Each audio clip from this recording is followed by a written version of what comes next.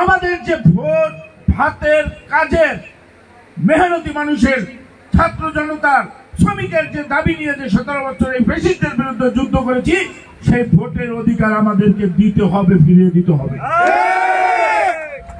আজকে 15 বছর কারো ভোট দিতে হয় নাই, আর কেউ ভোট দিতে চায়ও নাই। দিনের ভোট রাতে হয়েছে, আবার যদি দিনে কেউ গিয়েওছে কেন্দ্রেও যায়, তাও আওয়ামী লীগের লোকজন হাত থেকে ব্যালট কেড়ে নিয়ে তাদের মতো করে ভোট দিয়ে দিয়েছে।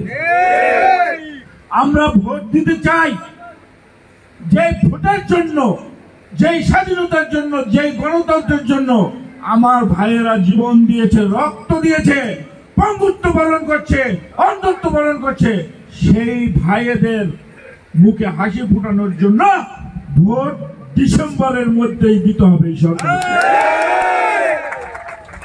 যে সকল তরুণ বন্ধুরা আছেন, নতুন দল গঠন করেছেন, আবার এই অন্তর্বর্তীকালীন সরকারেও আছেন, আপনাদেরকে বলে দিতে চাই, আপনারা যদি সেই মূল্যায়নে আসেন, তাহলে কিন্তু সেই আন্দোলনের সিকি ভাগও কিন্তু আপনারা কিন্তু অধিকার পাবেন না। আমরা যদি বলি এই 17 বছর আমাদের যে রাজপথে অবদান আছে, আমাদের কর্মীদের যে অবদান আছে, আমাদের যত ভাই শহীদ হয়েছে, সেটা যদি হিসাব করতে চান, তাহলে আজকে বললে আজকেই নির্বাচন দিতে বাধ্য হবেন আপনারা। দেশের স্বার্থে, গণতন্ত্রের সাথে চুপ করে আছি সুন্দর একটি নির্বাচনের অপেক্ষায়। নির্বাচন নিয়ে তাল বাহানা করলে রাজপথে আবার নেমে আসতে বাধ্য হব।